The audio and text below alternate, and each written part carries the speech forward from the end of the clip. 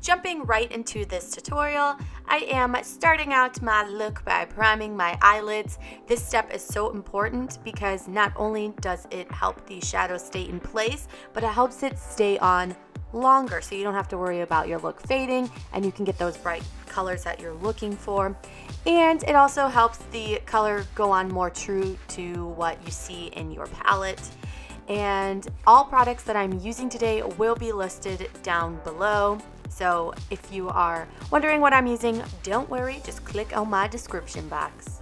So one more step that I am taking to make sure I get the exact color that I want is I am just taking a big fluffy brush. It doesn't matter because I'm just swiping one color over the whole lid, and it's not really supposed to be like a standout color. It's going to be covered up anyway. But I took an eyeshadow color from the chocolate palette that is closer to my skin tone. My eyelids were a little bit red, so it also creates a blank canvas. And I am just putting that all over my lid, and this will help the colors transition better as well. Like, yes, we have our primer on, but that is really good to help keep that shadow there, and this is good to help with the color of the eyeshadow. For the first color that I'm going to be putting in, I'm taking this medium brown and I'm windshield wiping it across my crease right there.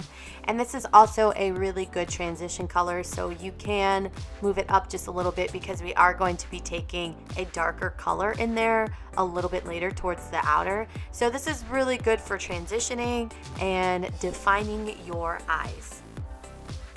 And as always, take a clean blending brush and blend out any harsh lines that you have. Okay, this took me like 3 takes to say that, so just know that this is a very important step.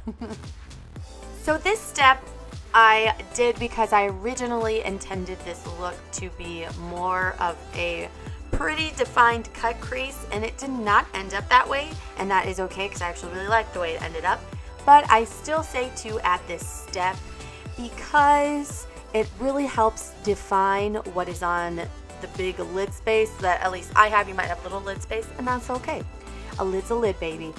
And the crease. So it helped make that glitter more defining. I know it's pretty defining already because it's pretty shimmery, but it separated that and kept the glitter from going in the crease and just getting all over the place. So I'd say to still do this step. If you don't, I don't think it'll really hurt you, but it might be a little bit harder to blend, and you might find that the glitter is a little bit more spread all over your eyelid than you would want. And on that outer V, I just took a smudge brush and I put on a dark brown. It almost looks black because it's so dark, and I'm smudging that on the outer corner there. And with a fluffy brush, I went in and I blended out those lines. Don't worry about blending it too much on where the shadow meets the middle of your lid because that's going to be covered with glitter anyway. So this glitter can go on not fully transparent because there's a lot of glitter to the product, but to make it sort of an even base and just look a little bit smoother, I am setting down some eyeshadow. I'm actually using the same color that I put in the crease to create this perfect base for it. So if there are any see-through spots, it's going to blend a little bit better with the look than to see sort of like a dark outer corner and then like some random skin color. So you know what I mean? So just don't skip this step. And to open my eyes and to really get it poppin', I am taking a shimmery white shade and putting that into my inner corner. And I am using the same type of brush that I use for the blending brush. I actually have like 4 of these same exact brushes.